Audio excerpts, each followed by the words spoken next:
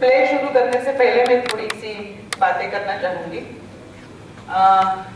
एक तो अभिषेक ने बोला कि ये प्ले क्यों है, इसका प्ले करने का एक कोई मेरे मन में एक कुछ था कि ज्योतिबा फुले और सावित्रीबाई फुले, हमें क्या आदत है, कोई भी इंसान कोई बड़ा हो तो उसको हम फूल चढ़ाते हैं, सैल्यूट करते हैं और घर जाते हैं, बोलते हैं तुम बहुत ग्रेट हो। लेकिन मैं नहीं ग्रेट बनना चाहता, मेरा बच्चा भी नहीं हो तो अच्छा है, तो सीधी सादी जिंदगी जिए तो अच्छा है। तो ये ह्यूमन बीइंग ऐसे कैसे जिए, उन्होंने हम तुम जैसे वो लोग थे, बाकी कुछ नहीं थे, तो वो कैसे जीते थे, उन्होंने क्या किया, ये समझने के लिए ये प्ले है। ये पहली बात एक ध्यान में रखो। आज के जो लोग देखने वाले हैं वो तो सब वैसे एजुकेटेड है, थोड़ा बहुत जानते हैं। गांव में जब मैं करती हूँ तो थोड़ी अलग बात होती है, क्योंकि उनको पता नहीं होता कि क्या होने वाला है आगे। फिर भी ये परफॉर्मेंस अजीम प्रेमजी यूनिवर्सिटी के माध्यम से मैंने हिंदी का परफॉर्मेंस 15 साल पहले किया था, उसके बाद नहीं किए थे परफॉर्मेंसेस। तो अभी अजीम प्रेमजी यूनिवर्सिटी के लिए मैंने फिर से शुरू किया है। तो सच कहूँ तो बहुत टेंशन भी होती है मुझे परफॉर्मेंस करने से पहले कि मैं भूल जाऊँ तो क्या। तो मैं खुद को ही कहती हूँ कि सुषमा, ये तेरी कोई एग्जामिनेशन नहीं है कि तेरा पाठांतर कैसा है, तू कैसे किस तरीके से रिसाइट करती है, इसके लिए परफॉर्मेंस नहीं है। तो सावित्री पहुंचाने के लिए, ज्योतिबा पहुंचाने के लिए परफॉर्मेंस है। इसलिए मैं मेरा स्क्रिप्ट और चश्मा साथ में लाती हूँ और यहाँ रखती हूँ, लगे तो मैं देखने वाली हूँ। आज तक नहीं लगा है, फिर भी कब वो वक्त आएगा पता नहीं कि देखने लगेगा। तो हम शुरू करते हैं। प्ले का नाम है हाँ मैं सावित्रीबाई फुले। लिखा है मैंने, डायरेक्ट मैंने किया है, करती हूँ मैं। तो देखते हैं, बाद में आपको लगा तो हम बातें करेंगे मेरे एक्टिंग के बारे में नहीं सिर्फ, तो विषय के बारे में भी थोड़ा बहुत चले तो बात कर सकते हैं। शुरू करें।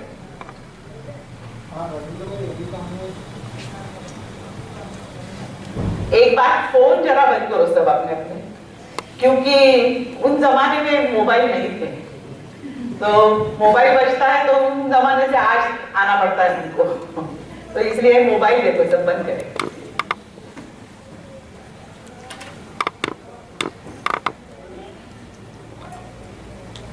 नमस्ते नमस्ते, मैं आज आई हूँ इस लड़की के मुंह से आप लोगों के साथ बात करने के लिए।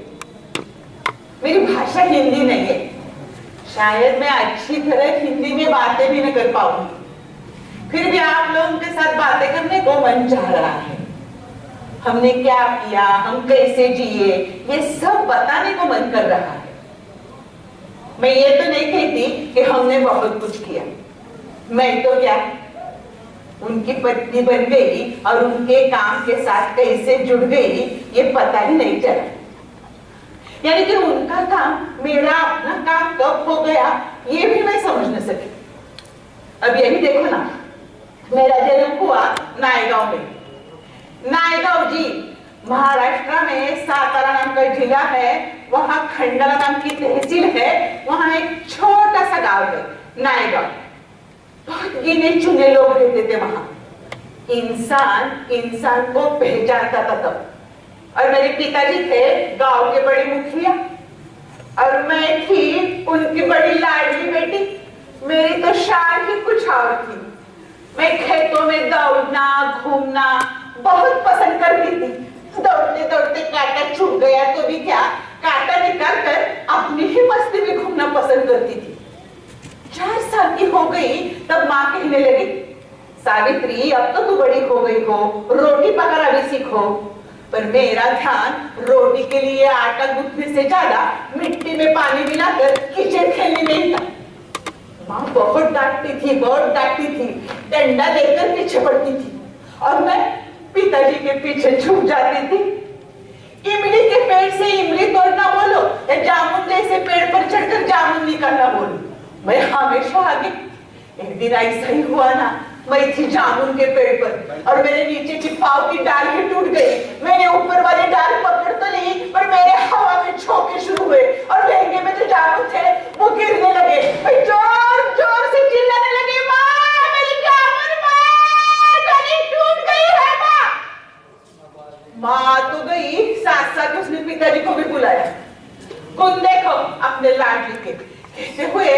लटकती हुई मूर्त दिखाई। पिताजी तो हंसते ही रह गए। उन्होंने मुझे नीचे उतारा और माँ बहुत डांटने लगी। खुद लड़की है ये भूल जाती है क्या तुम? हाँ, अगर गिर जाती और हड्डी टूट जाती तो कौन करता तेरे साथ शादी? नहीं माँ, पर जामुन तो खा ले। मैंने जामुन खाते खाते माँ को कहा और भाग गई बाहर। पर इन्हीं दिनों बोलो ना, बातें मत करो एक दूसरे के साथ। हॉल में, कॉम्पैक्ट हॉल में बहुत डिस्टर्ब होता है। आओ, देर से आए उनको बोलो शांति से आओ और बैठो, एक दूसरे के साथ बातें मत करो।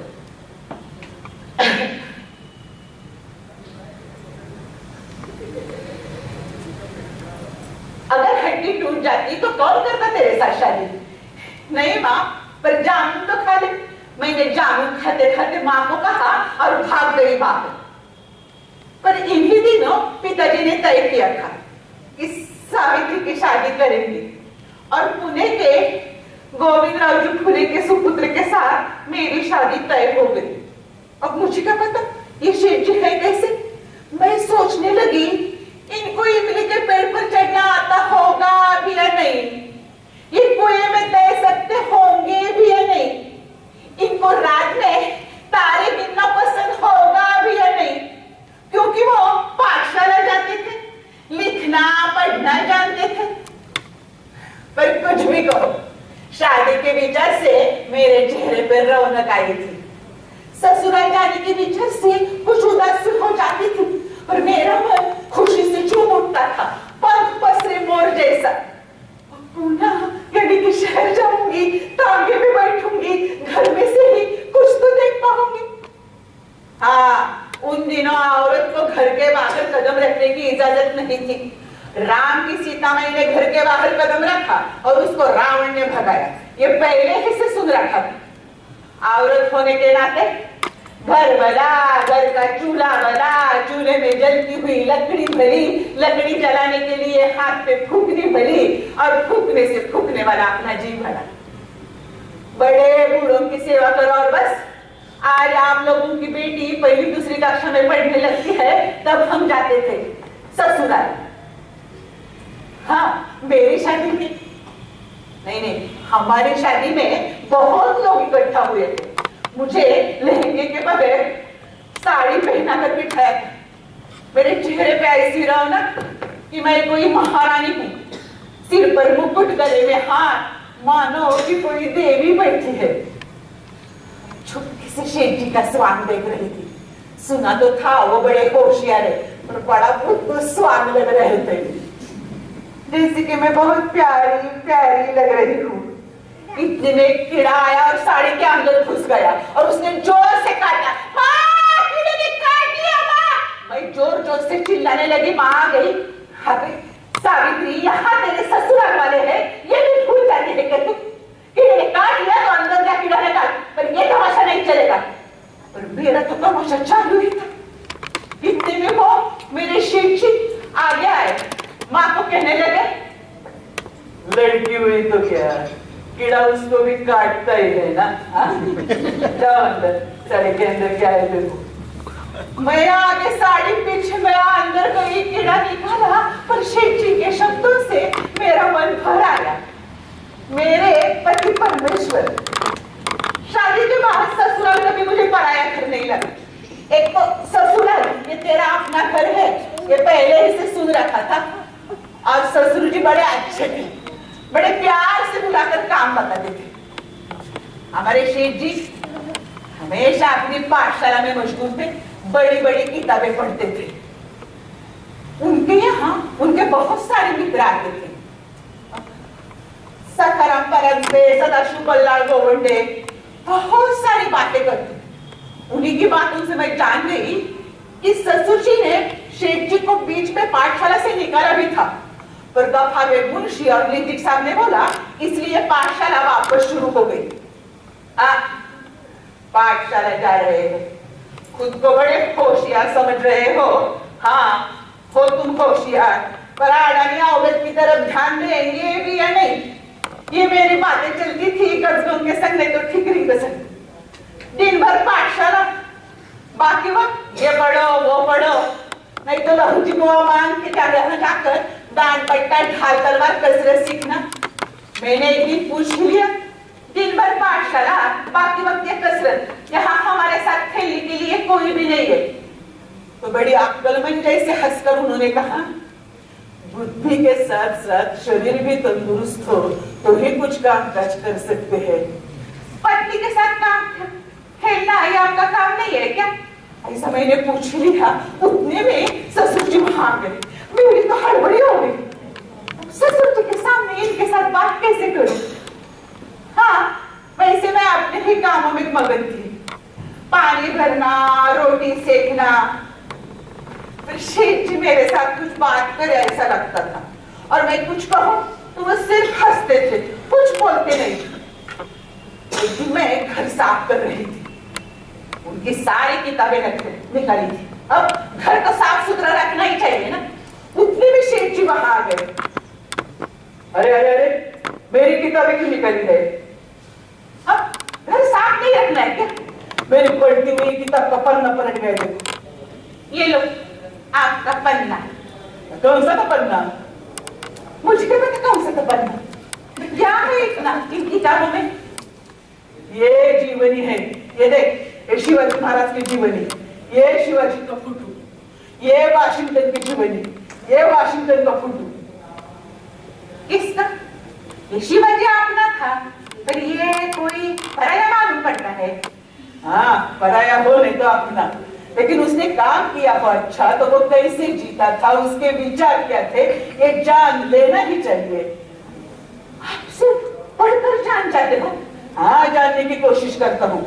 अब यही किताब देख, rights of man, Thomas pen की किताब है। इसमें इंसान के हक क्या है, कर्तव्य क्या है, सब कुछ लिखा है। आप लिखना पढ़ना जानते हो तो आप भी लिखेंगे ऐसी किताबें? हाँ, लिखूंगा। लिखेंगे तो पढ़कर सुनाएंगे? मैंने यूं ही पूछा ना, किताबों की बात निकली तो शेठ जी बात कर रहे थे। सोचा क्यों नहीं इसी बहाने बातें करती बैठूं। शेठ जी मेरे मन की बात मेरे मुंह पे आ गई, सच। देखो, तुमने क्या कहा है बताओ। मैं आपको, देखो तुमने क्या कहा है बताओ, मैं हर रोज पढ़कर सुनाऊंगा। आप हर रोज पढ़कर सुनाएंगे? सच? हाँ, लेकिन तूने क्या कहा है बताओ। मैं आपको शेठ जी बोलती हूँ, मन ही मन में। शेठ जी हंसने ही लगे। नाराज नहीं हुए? नहीं हुए ना नाराज? नहीं, बहुत अच्छा लगा ना। तो हर रोज पढ़कर सुनाएंगे? शेठ जी ने हाँ कहा, और मैं ऊपर से शांत थी, पर मन ही मन में झूम उठूं ऐसा लगता था। इस दरवाजे से उस दरवाजे तक, इस कमरे से उस कमरे तक नाचूं गाऊं ऐसा लगता था। शेठ जी मुझे हर रोज पढ़कर सुनाते थे। पढ़ते पढ़ते उनके अनुभव भी बताते थे। हिंदू धर्म में और मुस्लिम धर्म में क्या फर्क है, क्रिश्चियन धर्म इंसान के बारे में क्या सोचता है, हम औरत को उसके हक कैसे नहीं देते हैं, बहुत सारी बातें करते थे। मैं मेरे पंच प्राण कानों में लेकर सुनती थी। कहां से सीख लिया इन्होंने ये सब? कितने गुणवान है मेरे पति। एक दिन पास वाले चंद्राकर ने पूछ लिया, क्या चल रहा है हर रोज दोपहर शाम? वो पढ़ रहे हैं, मैं सुन रही हूँ। हाँ, सुनकर सब्जी में नमक डालना सीखोगी या रोटी पकाना सीखोगी? पर वो भी पढ़ रहे हैं तो क्यों ना सुनो? हाँ, बच्चे होने के बाद बंद हो जाएगा सब। बच्चे होंगे तब देखा जाएगा। मैंने भी कह डाला, अब मेरी और मेरी शेठ जी की दुनिया, वो पढ़ रहे हैं मैं सुन रही हूँ, वो पढ़ रहे हैं मैं सुन रही हूँ, इसी में समा गई थी। कौन से पति को अपने पत्नी को पढ़कर सुनाना अच्छा लगता है? मेरे पति को लगता है हमारा अपना हमारा। अब ससुर जी कुछ नहीं कहते तो बाकी लोग क्यों करते पूछताछ? पूछताछ करने से फायदा क्या? वो पढ़ना नहीं बंद करेंगे, इसलिए मैं सुनना नहीं बंद करूंगी। तो उतने ही तो पास हो गए मेरे।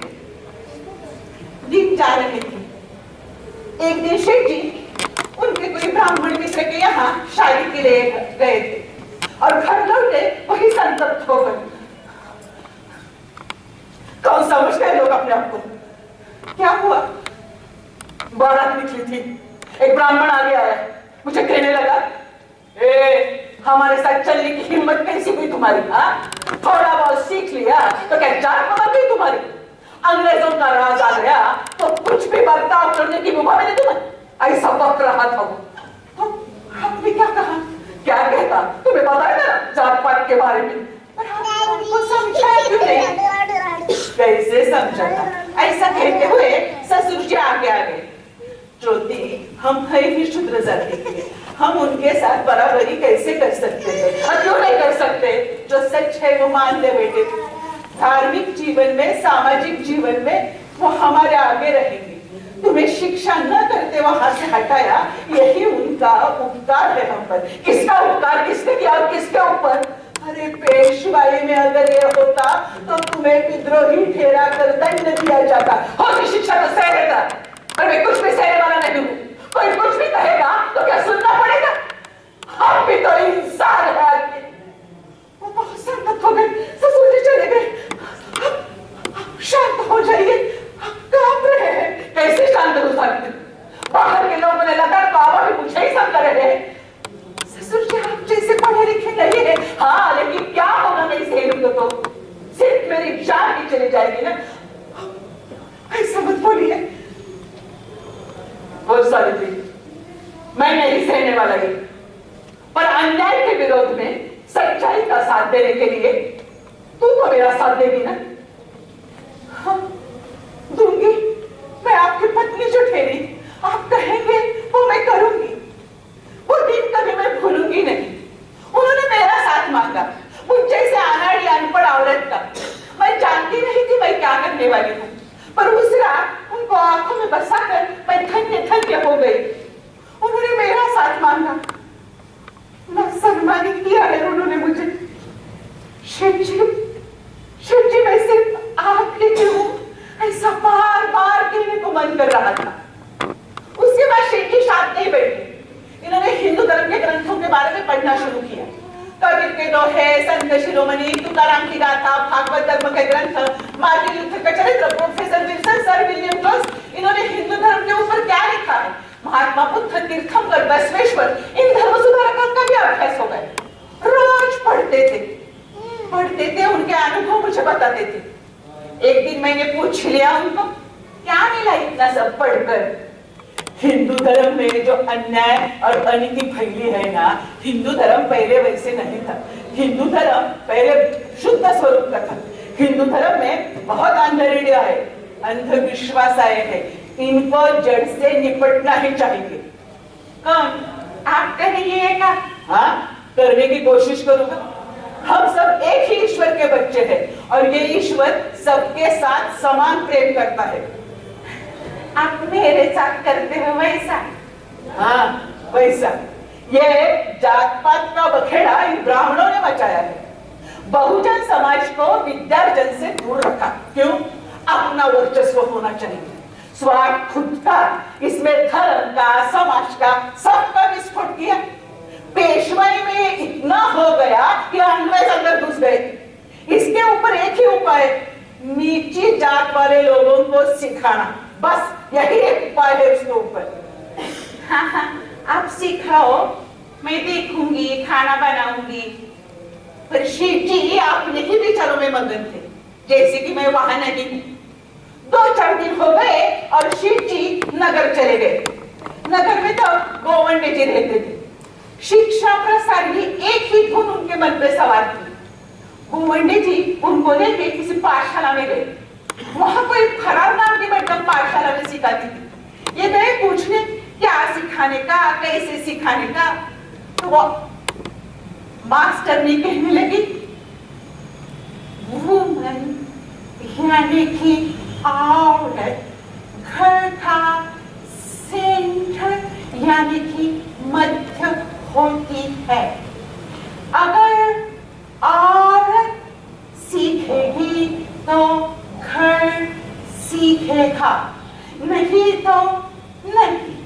और आप है कि औरतों को सिखाते तक नहीं, ये बहुत बुरी बात है। बस वही बात उनके मन में घुस गई। शिव जी घर लौटे, वही पाटी, पेंसिल, स्लेट लेकर। मैं सब्जी बनाकर, रोटियां पकाकर, चूल्हा साफ कर रही थी। इतने में वो आए, जोर जोर से मुझे पुकारने लगे। मैंने कहा, आई आई, रोटी तैयार है, सब्जी भी तैयार है। तो कहने लगे, रोटी नहीं, तुम चले आना। बया बया बया, क्या हुआ है शिव जी को? क्या?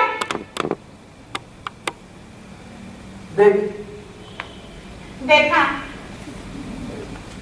सिखाऊंगा। क्या? लिखना पढ़ना। अच्छा, किस किस को? तुम्हें। क्या? सब कुछ। मुझे पढ़ना आएगा? आप पढ़ रहे हो ऐसा? लिखना आएगा? शेट जी ऐसा? उन्होंने स्लेट ली और उसके ऊपर लिखा शेट जी और कहने लगे दोहराओ। मैं तो शर्मा गई। क्या ये मेरे पति है या मेरे मास्टर जी? कह रहे हैं दोहराओ।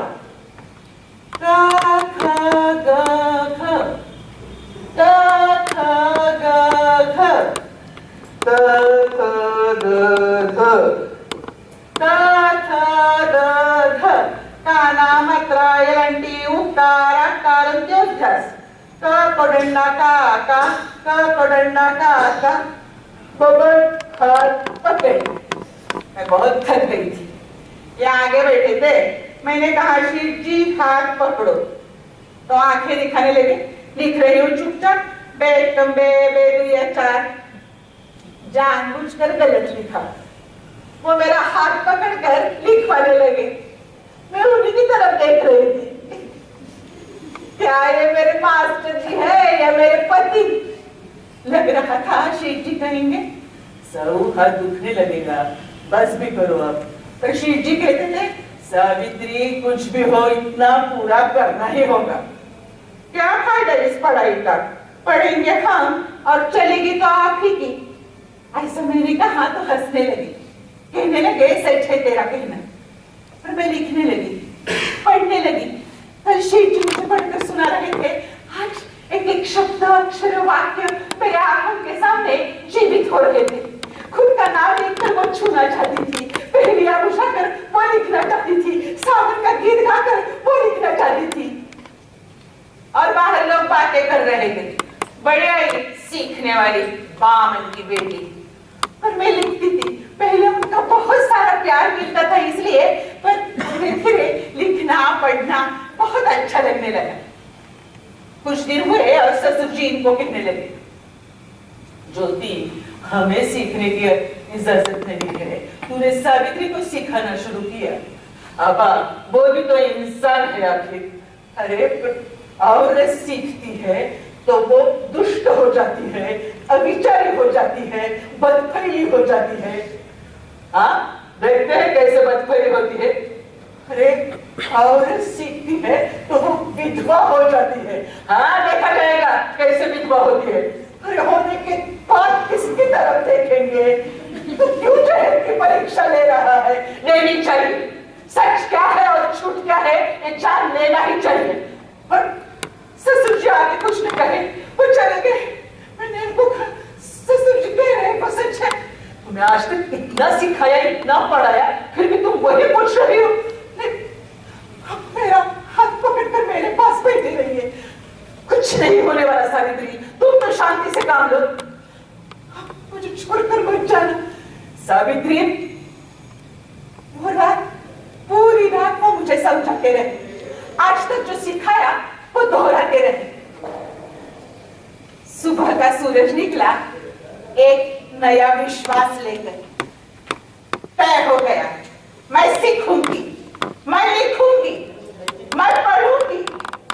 और ऐसे में ही बुधवार पेट में भिड़े जी की हवेली में लड़कियों के लिए पहली पाठशाला खोली गई और एक ही कोहराम मच गया। शूद्र ही नहीं तो शूद्रों की औरतें भी सिखाने लगी। यह सरासर अनीति है, अनीति। जमाना बदल गया है क्या? जमाना जा रहा था, पाठशाला भी चालू थी। ऐसे में अण्णा साहेब चिपळूणकर जी के हवेली में दूसरी पाठशाला खोली गई। कृष्ण शास्त्री चिपळूणकर, विष्णु शास्त्री पंडित सब के कार्यकारी मंडल गए। विष्णुपंत थत्ते नाम का एक ब्राह्मण पाठशाला में सिखाता था। पाठशाला के नाम में बहुत चर्चा, फिर भी पाठशाला नहीं बंद पड़ रही थी। तब ये मास्टर जी को लोग तंग करने लगे। काम पर जाओगे तो जात बिरादर के बाहर किए जाओगे। एक सुर आ गया, तुम काम जाना नहीं रोकोगे तो तुम्हारे बच्चों को भुगतना पड़ेगा। दूसरा सुर पहले में मिल गया, एक या दो पाठशाला छोड़ दी उसने। उस दिन शिवजी घर आए, वही चिंतित होकर यहाँ से वहां, वहां से यहाँ, यहाँ से वहां, वहां से यहाँ। मिल जाएगा दूसरा मास्टर जी, हाँ मिल जाएगा दूसरा मास्टर जी। हाँ, पर तब तक पाठशाला बंद नहीं रख सकते सावित्री। हाँ, पर इनके मन के कच्चे कैसे होते ये लोग? हाँ, होते हैं मन के कच्चे, सहन करना पड़ता है। तुम तो नहीं हो मन की कच्ची? नहीं, मैं आपकी पत्नी जो ठहरी। तो कल से तुम ही चलो पाठशाला में। किस लिए? कुछ पढ़कर सुनाओ तब तक कुछ तय हो जाए, नहीं तो तुम नहीं कैसे खा पाओगी। मेरा कुछ सुनने से पहले शेठ जी बाहर गए थे भवाकर जी के यहाँ। भवाकर जी के और उनकी क्या बातें हुई पता नहीं। भवाकर जी घर आ गए, भाभी जी कल से आप पाठशाला में सिखाएगी, ये तय हो गए। पर देखो, मैं सिखाऊंगा आपको पाठशाला में कैसे सिखाया जाता।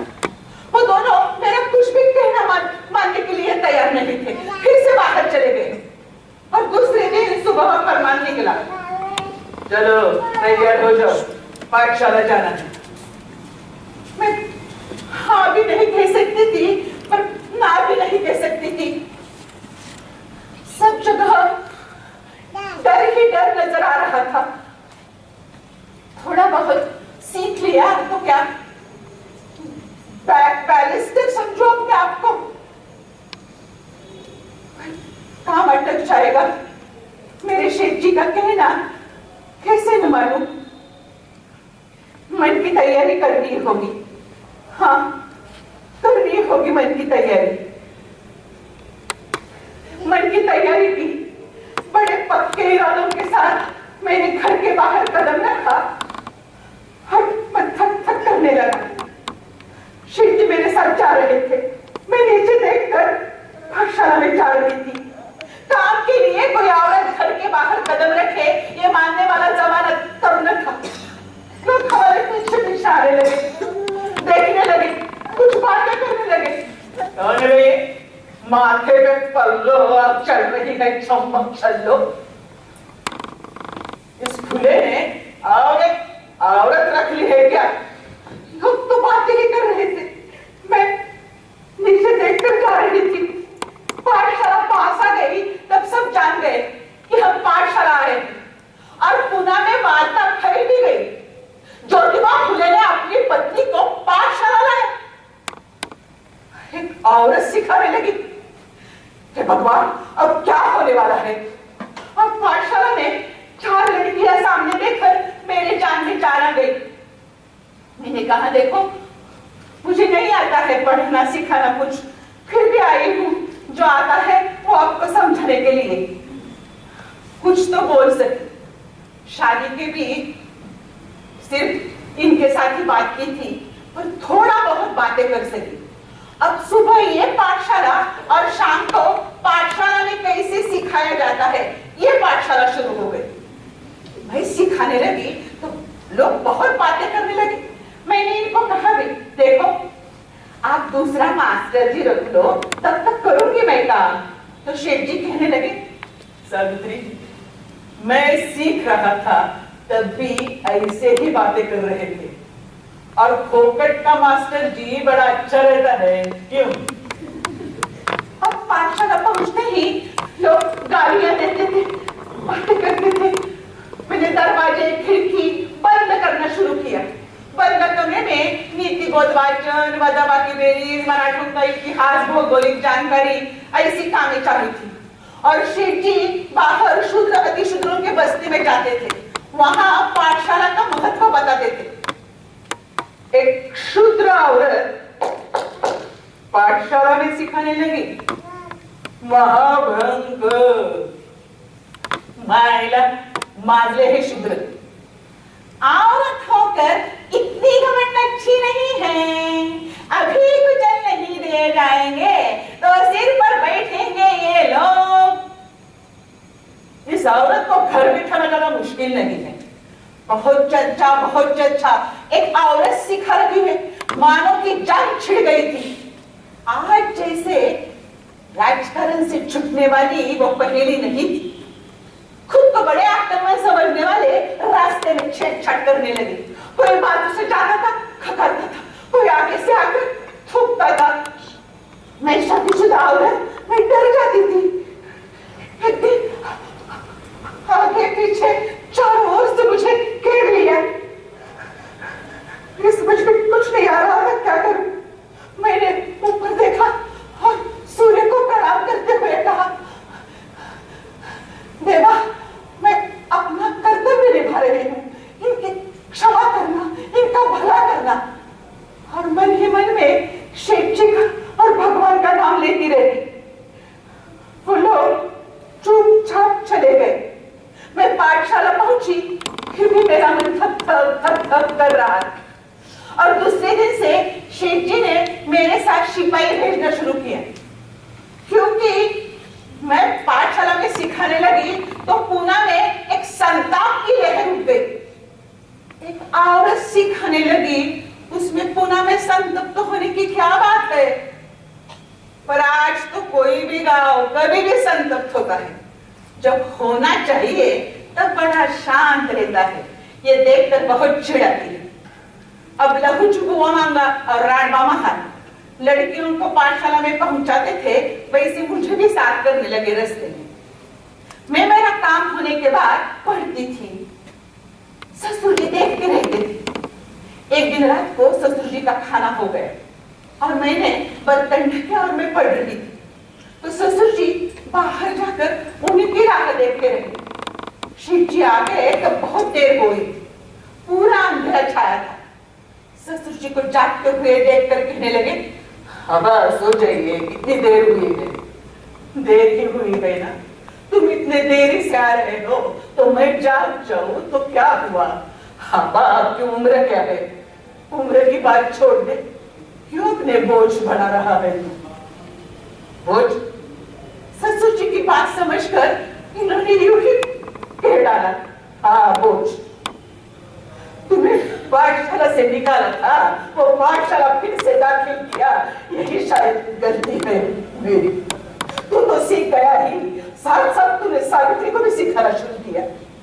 रोज मुझे बगीचे में कोई मिलने आता है, पहले सीधे साधे पेश आते थे, बाद में घाट कप्तान की भाषा शुरू हो गई और अब मार हमारे पर उतर आई है भाषा। अब किसने कहा है बताओ मुझे, क्या करेगा तू जान लेते। अब हम जो कर रहे हैं तुम मत पता तुम क्या कर रहे हो। समाज जो करने की इजाजत नहीं दे रहा है वो भी तुम कर रहे हो। क्यों, इसलिए तुम तो सीख गए हुई। मैं बार बार यही कहूंगा कि तुमने सावित्री को सिखाना रोक दो। क्यों अब हम जो कर रहे हैं तुम मत पता तुम क्या कर रहे हो। इतनी बात कह रहा हूं कि मेरे बहू को घर के बाहर मत ले जा। अब आप वो भी काम अब चालू रखेगी, अब नहीं हम रुक सकते। अब हम रुक गए तो इसका परिणाम समाज के ऊपर बहुत गलत हो जाएगा। तुम कर ले काम, पर सच कहता हूं तुम्हें, सावित्री को मत ले जा तेरे साथ बातें नहीं करता, क्योंकि तू जो कहता है वो सच लगने लगता है। पर लोगों की बातें सुनकर बहुत डर भी लगता है। अब हम रुक गए तो सब कुछ खत्म हो जाएगा। ज्योति,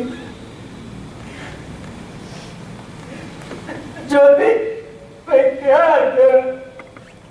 मेरे जैसे बाप ने क्या करना चाहिए?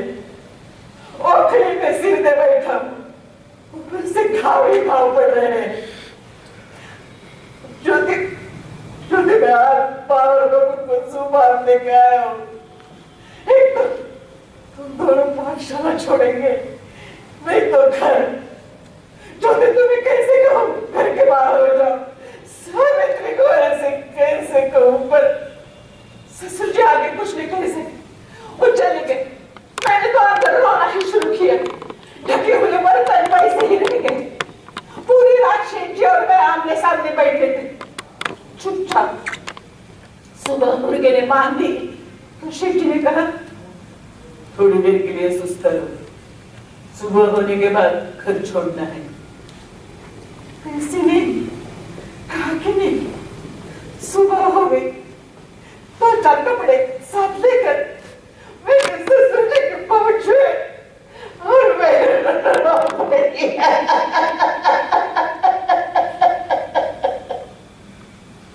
ससुर जी भी रो रहे थे।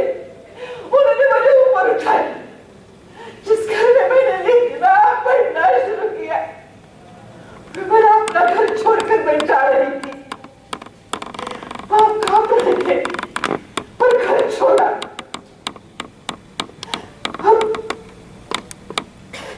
उनके साथ नए घर में जा रहे थे। उनके कुछ मित्र और उनका बीवियां हमारा साथ दे रही थी। लोग बातें कर रहे थे। फूले ने घर छोड़ा तो छोड़ा, अपनी पत्नी को साथ लेकर छोड़ा। कहाँ भुगते ये बाप? हम ही अपने पाप की गठरी बांध रहे थे। उनके कुछ मित्र ही हमारा साथ कर रहे थे। इंसान ही इंसान को ऊपर उठाता है और इंसान ही इंसान को खींच लेता है। अब तो क्या हम ही हमारा ही घर, हमारे ही घर में चर्चाएं शुरू होने लगी। शूद्रों की लड़कियां सीखने लगी। आज भी गांव में जाकर देखो तो लड़कियां नहीं सीखती है, सिर्फ घर का काम करती हुई नजर आती है। ऐसा क्यों होता है? सबने सीखना चाहिए हमेशा। अब तो क्या हमारा ही घर। एक दिन रात को सब लोग अपने अपने घर गए थे। मैं और शेठ जी कुछ बात कर रहे थे और पीछे वाले दरवाजे से कुछ कुर्र कुर्र आवाज आई। मैंने देखा कौन है, कौन है? तो लोग हाथ में कुल्हाड़ियां लेकर अंदर आ रहे थे। कौन है? शेठ जी आ गए। अरे हाथ संभालो भाइयों, हाथ संभालने के लिए नहीं आए हैं हम, तो किस लिए आए हैं? तुम्हें मारने के लिए। मैंने क्या आपका अपराध किया है? हमारा कैसा अपराध? तो क्यों मारना चाहते हो मुझे? पाठशाला का काम बंद होना चाहिए। तुम्हें ऐसा लगता है? हमें कुछ नहीं समझता। तो क्यों मार रहे हो मुझे? सुपारी मिली है 1,000 रुपए की। पैसों के लिए आप मुझे मार रहे हो? तुम्हारा गरीब जनता की सेवा करना यही मेरा काम है। उन्हीं के हाथों से मरना कभी भी अच्छा होगा। मारो मारो। शेठ जी शांत मन से मरने के लिए तैयार हुए थे। मैंने तो कुछ समझ में नहीं आ रहा था, सिर्फ मेरी श्वास की आवाज सुनाई दे रही थी। और उन लोगों ने कुल्हाड़ियां नीचे रखी और उन्होंने शेठ जी के पांव छुए। हम नहीं तुम्हें मारेंगे, पर जिन्होंने तुम्हें मारने के लिए भेजा है उन्हीं को मार डालेंगे। उन दोनों की आंखों में राहत और दुख इसका मिश्रण हुआ था। क्या आगे आया और क्या हो गया ये सोचते नींद कब लग गई ये पता न चला। दूसरे दिन से वो दोनों भी रात की पाठशाला में आने लगे। उन दोनों के नाम थे रोड़े और कुंभार। रोड़े इनके शरीर रक्षक हो गए और कुंभार तो काम के आधार स्तंभ। उन्होंने वेदाचार ये ग्रंथ भी लिखा। तो विचार था, इसलिए इन हत्यारों के मन पलटे, ऐसा मुझे लगता है। इस विषय की बात हो रही है तो मुझे उन दिनों की और एक बात याद आ रही है। मैं पाठशाला में जाती थी तो रास्ते में आते जाते सर मुंडवाई हुई, लाल साड़ी पहनी हुई कुछ लड़कियां नजर आती थी। एक दिन मैं घर आने लगी तो एक लड़की छुप छुप के मेरे पीछे आने लगी। घर पास आ गया तो झट से अंदर गई थी और कांप रही थी। कौन भाई तुम कोई भी हो, तुम्हें हर रोज देखती हूँ, इसलिए लगा तुम्हें मिलूं, इसलिए आई हूँ। क्या हुआ है? पेट से हूँ, क्या करूं? कौन सा महीना? छठवा। कभी गया तेरा मत? 2 साल हुए। ये पाप उनके भाई का है। बच्चा बड़ा हो रहा है, समझ में नहीं आता है, मरना चाहती हूँ। तुम पढ़ी लिखी हो? कौन सिखाएगा मुझे? सास को कुछ कहूं तो विधवा को भी दोषी ठहराया जाता है। मुझे मरना है। मैं उसे समझा रही थी, उतने में शिव जी वहां आ गए। हमने कहा हम करेंगे तेरे लिए कुछ, और उसको भेज दिया। ऐसा हरदम होता होगा? हाँ, तो तय होगा। इतना ही कहकर शिव जी चले गए बाहर, और घर लौटे वही चिंतित होकर। सावित्री, मेरी समझ में नहीं आता है क्या करूं। किस बारे में? इन लड़कियों के बारे में। क्यों, क्या हुआ?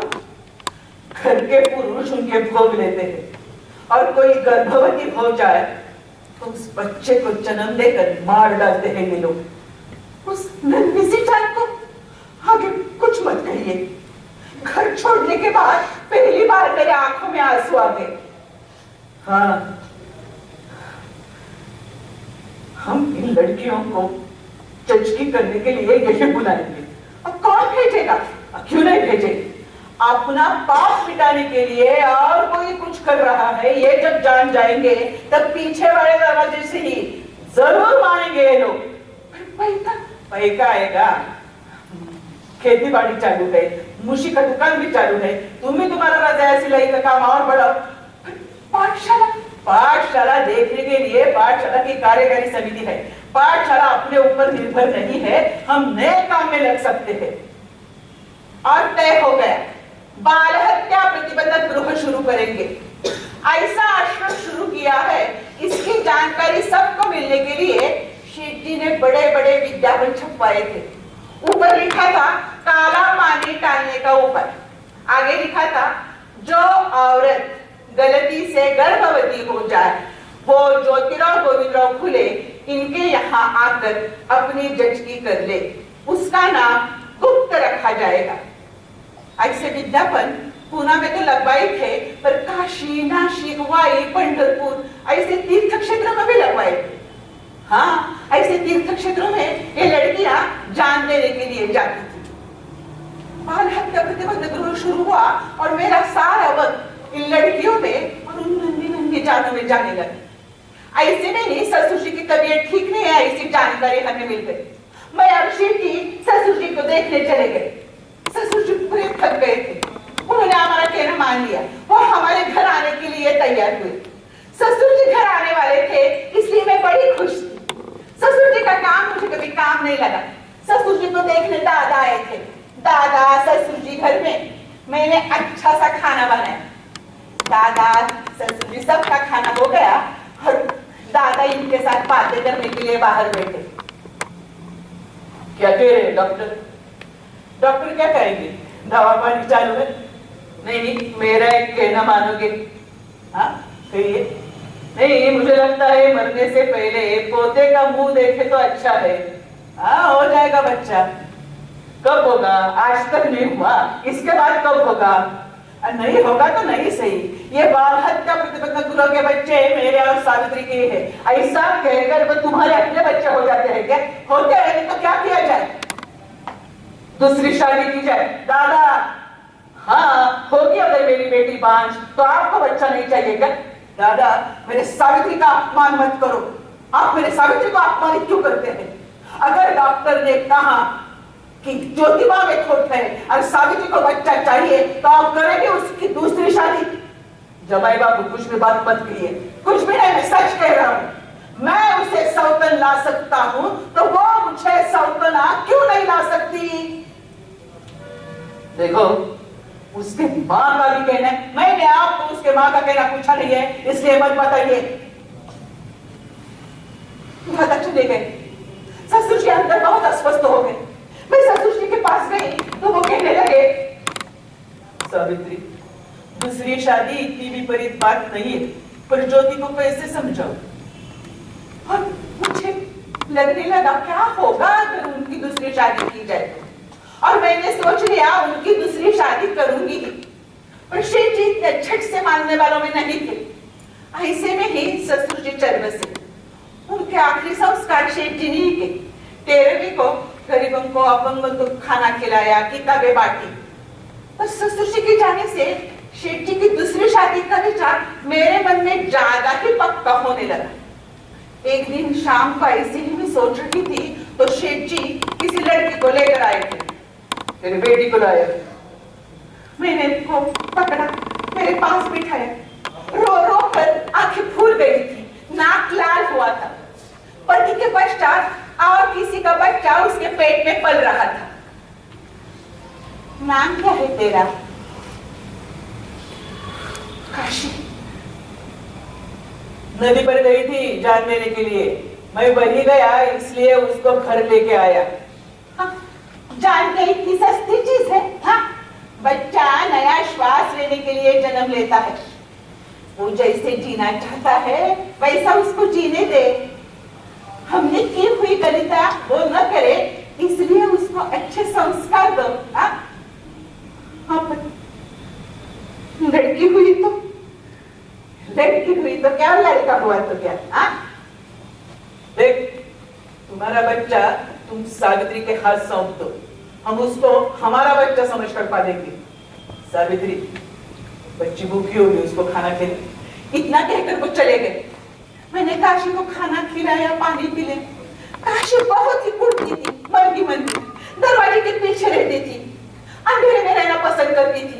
उसको खाना खिलाओ तो कहती थी, पापी औरत को खाना क्यों खिला रही है वो? सभी ये लड़कियां ऐसी ही थी, पर काशी कुछ ज्यादा ही मन में कुड़ती थी। काशी को लड़का हुआ, मेरे हाथ उसको सौंप कर वो चली गई। हमने 12वें दिन घर में पताका लगवाया, बच्चे को झूले में डाला, यशवंत उसका नाम रखा। खूब यश कमाना ऐसा उसके कान में कहा। आगे जाकर उसने भी यशवंत फुले ये नाम लेकर बहुत कुछ काम किया। ब्राह्मण औरत को कोख से उसने जन्म लिया, इसलिए हमको पराया नहीं हुआ। पर आज तो जात ज्यादा ही बोल रही है, या थोड़ा ज्यादा ही हो रहा है।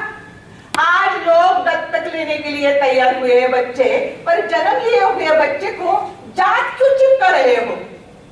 कोई कहता है ज्योतिबा फुले ने पहली लड़कियों की पाठशाला खोली, पहला बाल हत्या प्रतिबंधक गृह शुरू किया, सावित्रीबाई पहली स्त्री शिक्षिका। हाँ, होगा वैसा होगा, पर इतना कहकर आप चुप क्यों हो जाते हो? हमने यहाँ आश्रम खोला, वैसा ही आश्रम बाद में पंढरपुर को खोला गया, तो हमने यहाँ का काम रुकवाया। शेठ जी कहते थे एक काम दूसरे ने हाथ में लिया तो हम नए काम में लग सकते हैं। वो काम मैंने शुरू किया, इसलिए वहां मेरी ही कुर्सी होनी चाहिए, ऐसा हमारा धर्म नहीं था। पर आज लगता है हमने शुरू किए हुए सब काम आज कौन हाथ में ले रहा है? कौन ले रहा है मन से? सोच लो थोड़ी देर के लिए शांति से। हमारे घर का पानी का हौद खुला किया, इस घटना की आजकल बहुत चर्चा होती है, पर पीने के पानी से खुद की कीमत बढ़ाने वाले हम नहीं थे। पेशवे ने पीने के पानी लिए हौद बनवाए थे, पर इन हौदों को मोची मांगों को छूने की भी इजाजत नहीं थी। और कड़ी धूप, ऐसी ही कड़ी धूप में 2-4 औरतें अपने बच्चों को लेकर पानी की भीख मांग रही थी, और उनकी छाया किसी घरंदाज औरत के ऊपर पड़ गई और गौरचक हो गया। सिर्फ साया से छुआछूत होने वाला जमाना था। ये औरतें पानी की भीख मांग रही थी और अंदर से चप्पल फेंकी गई। चलो, अच्छा पानी मांग रही है, अपनी छाया कहाँ पड़ के देखते हैं या नहीं? इन औरतों का गला भी सूख गया था, आंखों का पानी भी नहीं था। वो औरतें कह रही थी, मेरे बाप जादव 8 दिन हुए मुंह में पानी नहीं है, बच्चे मरने लगे रे, पानी दो और जितना चाहे उतना मारो। शेख जी वहां से जा रहे, उन औरतों को लेकर शेख जी घर आ गए। मैंने उनको पानी पिलाया, खाना खिलाया, वो औरतें चली गई। पर शेख जी मुझे कहने लगे, सावित्री, पानी के लिए इंसान कितना लाचार होता है। नहीं, अपने घर में पानी है इसलिए हमारे समझ में नहीं आता है। हाँ, पर निसर्ग ने दिया हुआ पानी नहीं देने वाले इंसान वाला इंसान होते हैं। ये चर्चों से ज्यादा पानी की कुछ व्यवस्था करनी चाहिए। घर में पानी का हो और क्या ये चर्चा चल रहा है, ऐसा हमने सोच लिया और घर का हो सबके लिए खुला किया। 2-4 साल पहले सरकार ने हमारे घर का स्मारक किया।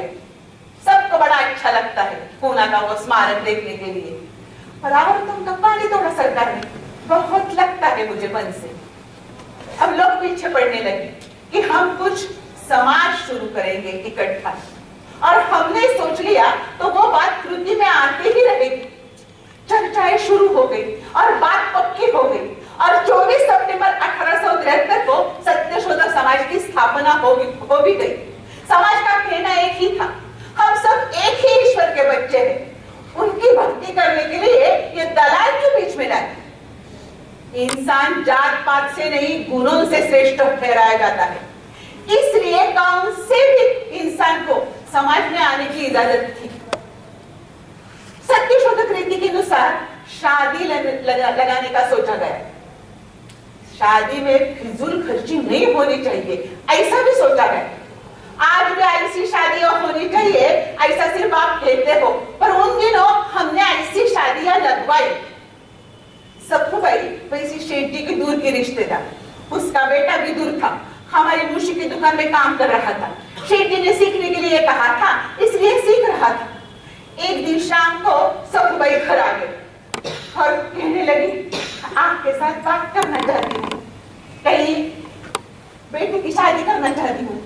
लड़की देखी, हाँ पर इतना पैसा कहाँ से लाऊं? मैंने एक दो पल सोच लिया और कहा करते हैं हम कुछ। और मैंने शेठ जी के साथ बात की और शेठ जी ने समाज के लोगों के साथ, और तय हो गया सत्यशोधक समाज के अनुसार शादी करेंगे। एक ही उत्साह की लहर फैल गई, ये नहीं चलेगा, नहीं चलेगा। विरुद्ध आवाज आने लगे, ब्राह्मण को साक्षी न रखते हुए शादी, ये भला शादी है? ये धर्म का अपमान है, ये शादी नहीं मानी जाएगी। इन धर्म संभालने वालों ने लड़कियों के घर के लोगों को भड़काया, पर सखूबत लड़के की मां बड़ी पक्की थी इरादों से।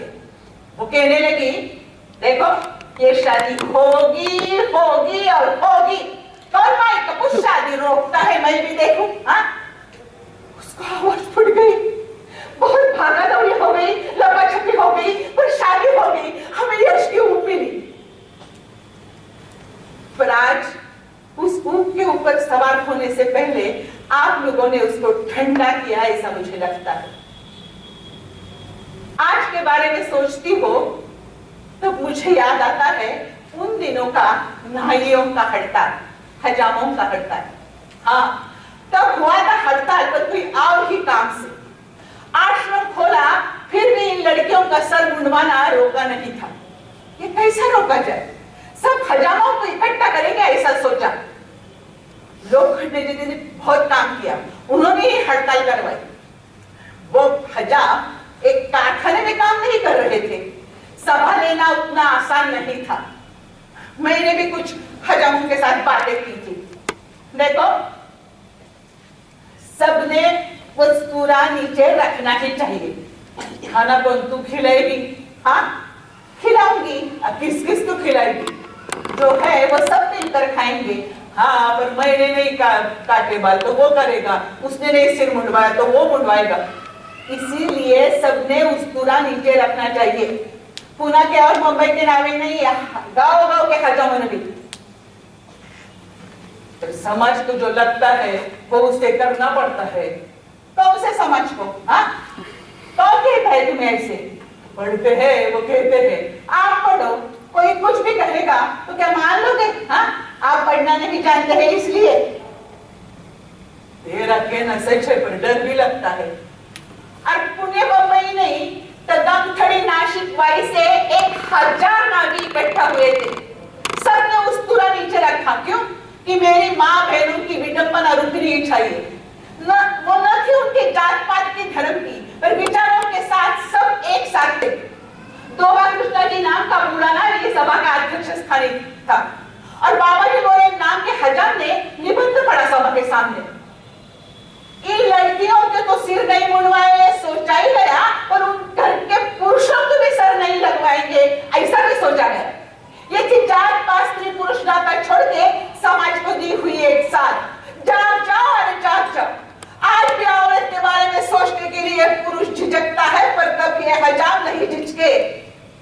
खुद को जागरूक समझने वाले दलित भी नहीं सोचते औरत के बारे में, तब सोचा गया आप सब सीखते क्यों नहीं इससे कुछ? हर एक ने सीखना चाहिए हर दम। मैं बहुत कुछ सीख गई शेठ जी के साथ रहकर। शेठ जी को पुणे म्युनिसिपल कमेटी का सभासद चुना था। उस दिन शेठ जी घर आए, मैंने यूं ही कह डाला, अभिनंदन शेठ जी। आज क्या मजाक करने का इरादा है क्या? चलो खाना लगाओ। मैंने खाना परोसते परोसते कहा, अब क्या? हमारे शेठ जी को सरकार ने नियुक्त किया है, इसीलिए फायदा नहीं। सरकारी नियम कुछ काम नहीं कर सकते, जो काम चालू है उसको तो इसका फायदा होगा कि कैसा होगा? मैं वहां जा रहा हूं क्योंकि आग्रह से मत बताने वाला वहां कोई हो, इसलिए। इससे क्या होने वाला है? मैं हंस रही थी, पर शेठ जी का ध्यान कुर्सी का कुछ फायदा नहीं तो क्या करेंगे इसी में लगा रहा था। अब पालिका की सभा होने के बाद घर में तंतनी होने लगी। पूरी मंडे पर तोड़कर नई मंडे बनवाने का सोच रहे हैं। इसको गवर्नर रे का नाम देने के लिए सोच रहे हैं, इसलिए गोरे खुश। और हमारे लोगों को क्या समझता है? दगा ईटी माटी में बहुत खर्चा करेंगे, वही पैसा बच्चों की शिक्षा में नहीं लगाएंगे। हाँ, ये शूद्रों के बच्चे सीख कर आगे आए तो इन लोगों को भारी पड़ेगा ना, इसलिए। शेठ जी की चिड़चिड़ होने के बाद मैं चुप रहती थी। एक समय शेठ जी अब समाज के कुछ लोग आने वाले महीने का आरक्षण तैयार करते थे, तो पालिका से कोई एक आदमी आया सम्मति पत्र लेके। सम्मति पत्र कस लिए? उन दिनों वाइसरॉय लॉर्ड ये आने वाले थे भेंट देने के लिए, इसलिए पूना में सुशोभित करने के लिए 1000 रुपए खर्च करने के लिए वह सम्मति पत्रक था। शेठ जी ने वो पढ़ा और वह संतप्त हो गए। अरे क्या चल रहा है? गरीब देश सुशोभित करने के लिए इतने खर्चे? आप नहीं ऐसा हस्ताक्षर कीजिए और हम नए काम में लग सकते हैं। तो किसका पैसा है ये? कुछ फायदा नहीं, उसके लिए क्यों आप तंतरी कर रहे हो? मैंने ऐसा कहा, पर वो मुझसे बाहर नहीं पड़ते थे। अपना विचार अलग और काम का विचार अलग, ये उन्होंने हमने कभी माना ही नहीं। हमारा श्वास काम से अलग होने ही वाला नहीं था। आज जैसी काम करने की रीत हमें नहीं थी। आजकल लोग पुढ़ारे होते हैं, कार्यकर्ता नहीं होते। आज काम के लिए काम नहीं होता है, बड़प्पन कमाने के लिए होता है। डिकॉक कॉनर भारत में आए थे, महारानी विक्टोरिया के चिरंजीव हरिराव जी चिपळूणकर ने बड़ी मेजबानी रखी थी, सबको आमंत्रित किया था। शेठ जी को भी आमंत्रित किया। शेठ जी मुझे घर में कहने लगे, मैं जा रहा हूँ मेजबानी को, पर सादे पोशाक में। मैंने क्या कहा, ऐसे भारी कपड़े पहन रहे हो? बोल रहे हैं सादे पोशाक में जा रहा हूँ। सादे पोशाक में यानी कि किसान के पोशाक में। मैं किसान हूँ और ये देश किसानों का है, उनको समझना चाहिए सच्चा किसान कैसा होता है। और फेंटा बांधकर कंबल लेकर वो चले गए। मैं उनकी राह देखती रही। अब कुछ तंतरी करता है तो शेठ जी घर लौटे, वो हंसते हंसते 4 लोग साथ में लेकर। ताजा इन कपड़ों की वजह से आपको बाहर किसी ने रोका ऐसा सुना? पर आपने अंग्रेजी में बोलना शुरू किया और सब चौंक गए। हाँ, अब यहाँ की सामाजिक परिस्थिति, यहाँ के किसानों के प्रश्न रानी तक पहुंच जाएंगे जरूर। सब खुश थे, शेठ जी भी हंस रहे थे, मैं अंदर ही थी पर कान बाहर थे। इकडे यशवंता का शिक्षण चालू था। एक दिन यशवंता घर लौटा तो फिर रोते रोते, हाय रास्ते में बच्चे चिढ़ाते हैं, ब्राह्मण का बेटा मारी ने भगाया कहते हैं। आज या कल ये होने वाला ही है, ये हम जानते थे। मैंने यशवंता को पास बिठाया, मैं तेरा और तात्या का होना। हाँ सो तो है, तो बच्चे क्यों चिढ़ाते हैं? कैसे समझाऊं इस बच्चे को? यशवंता, यशवंता, मैं तेरे तात्या और समाज के कुछ लोग, मैं किसका हूँ ये बता, तू मेरा ही है रे। जन्म से मिलने वाली जात पात न मानने वाले माँ बापों का मैंने तुम्हें 9 महीने पेट में नहीं पाला है, तो क्या मेरा नहीं होता अपना? 9 महीने पेट में पाला और जन्म दिया, यही जीने का सार्थक हुआ, ये मानने वाला जमाना बदलना ही चाहिए।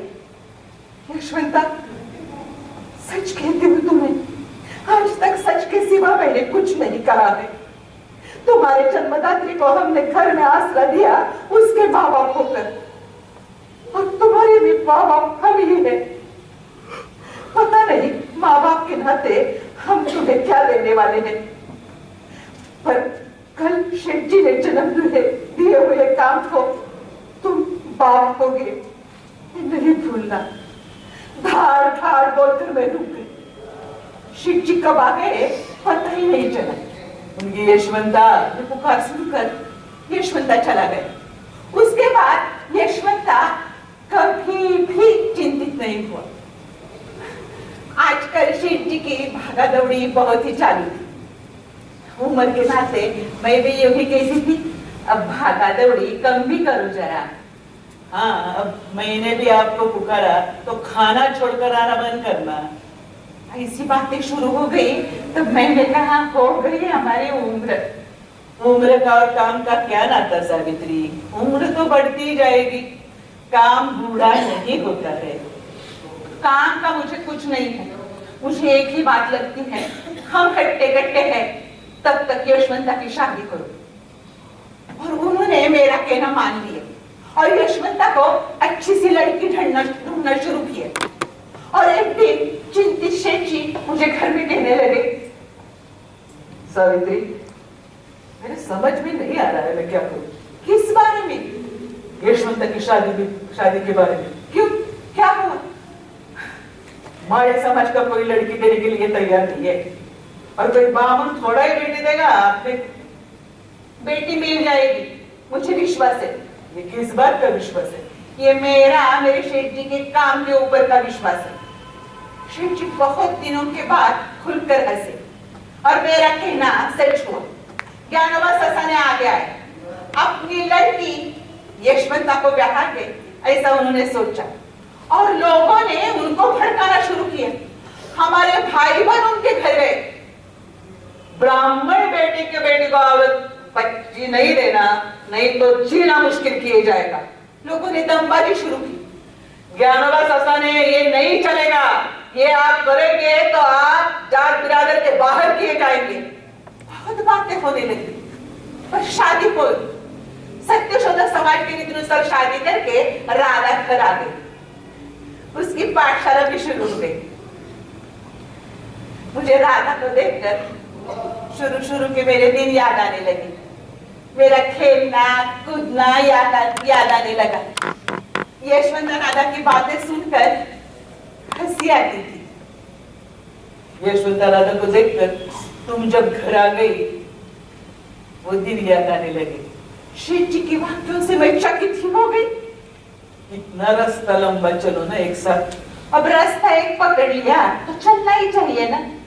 नहीं, पर समाज ने कहा हुआ माना नहीं, इसलिए कुछ बिगड़ा नहीं, ऐसा भी लगता है। हाँ, पर ये सब मैं आपके साथ जी हूँ, इसलिए सीख गई हूँ। हाँ, पर सीखने की मन की तैयारी तो होनी चाहिए।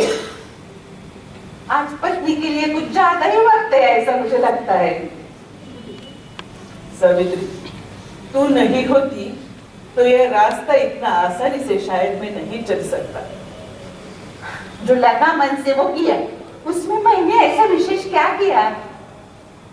जाने दो, तुम हो इसलिए मैं, और आप है इसलिए मैं।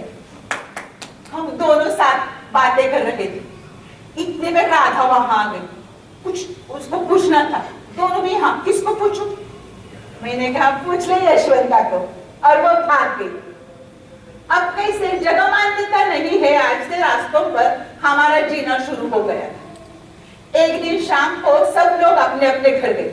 डॉक्टर भोले और ससा ने शेठ जी के साथ कुछ बातें कर रहे थे और उनको पक्षघात का दौरा पड़ गया। उनकी गहरी बात हो गई।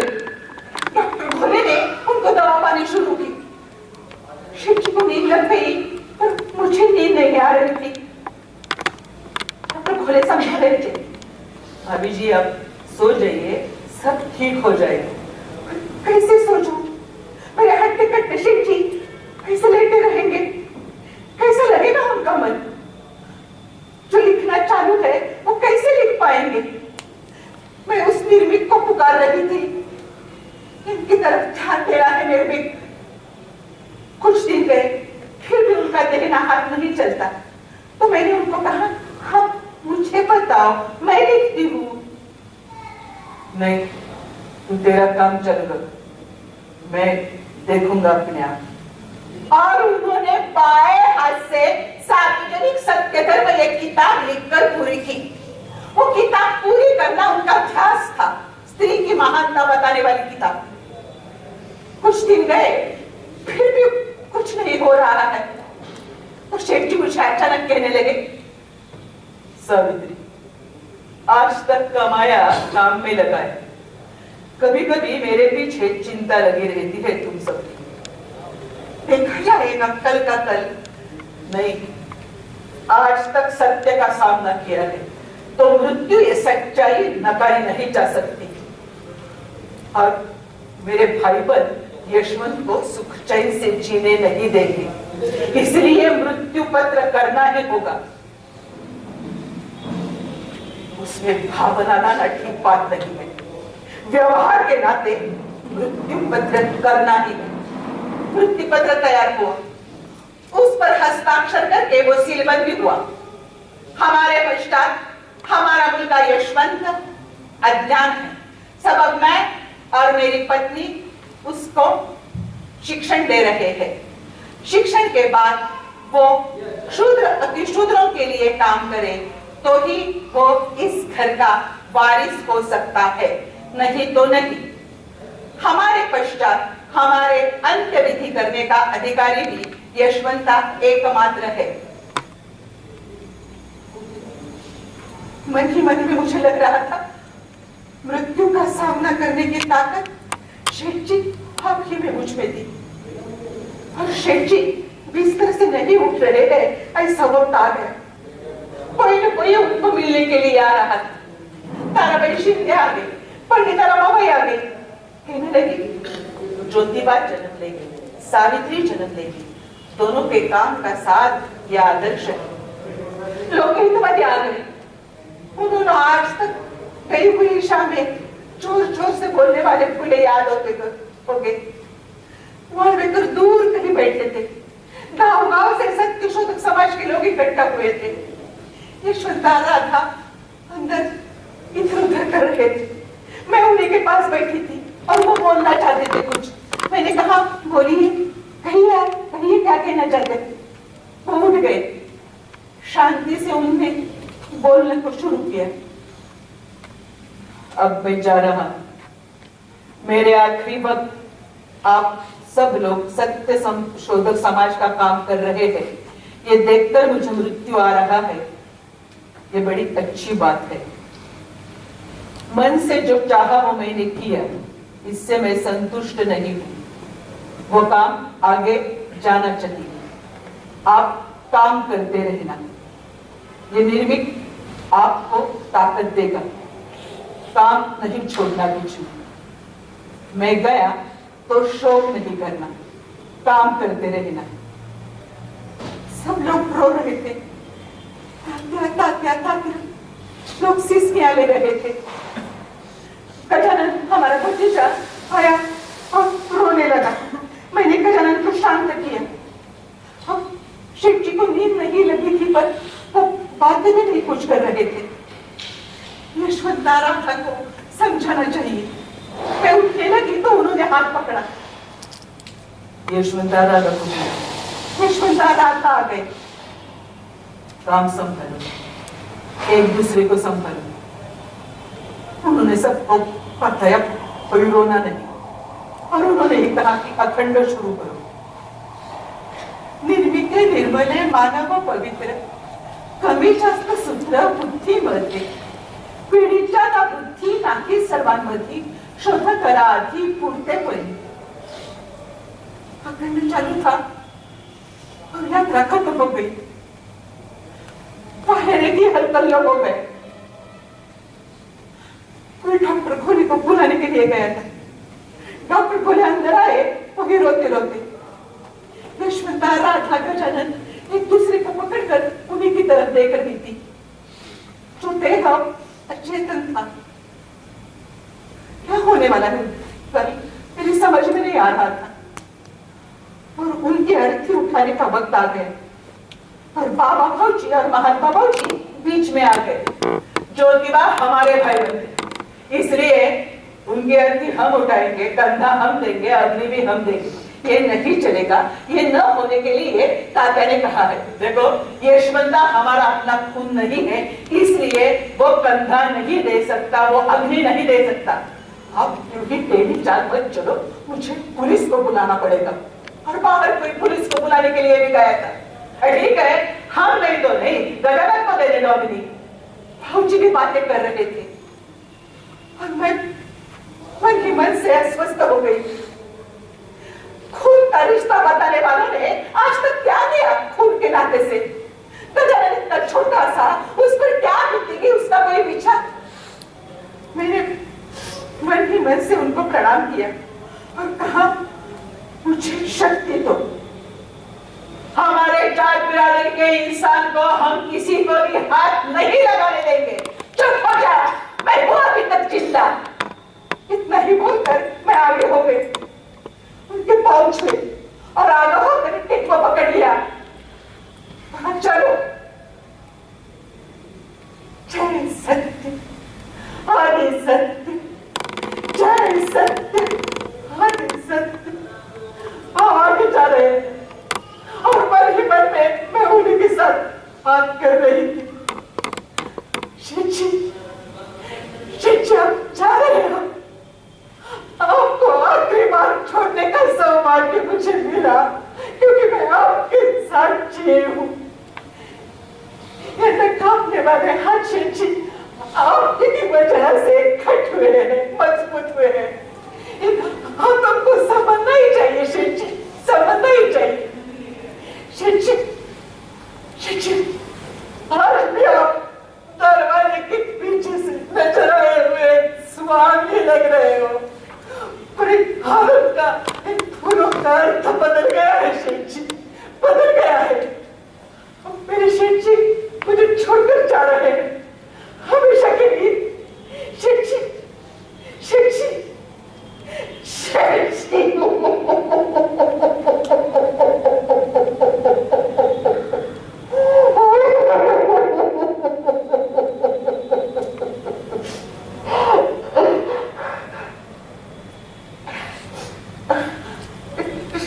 चले गए। मृत्यु का सामना करने की ताकत शिव जी जैसे मुझ में कहा। यशवंता को समझाया, उसकी प्रार्थना शुरू हो गई। मुझे काम में भी सौ ऐसी पुकार सुनाई देती थी। 2 साल के बाद नौकरी वाले गए, सुना लगा। उन्होंने समाज के लिए बहुत कुछ काम किया। ऐसा सास भर के अध्यक्ष भाषण में मैंने कहा भी। अब यशवंत का डॉक्टर हुआ था, और मामा परमानंद जी के प्रयत्न से बड़ौदा के साइग्रो गायकवाड़ के पास से कुछ पैसे आ रहे थे, फिर भी खर्ची नहीं चलती थी।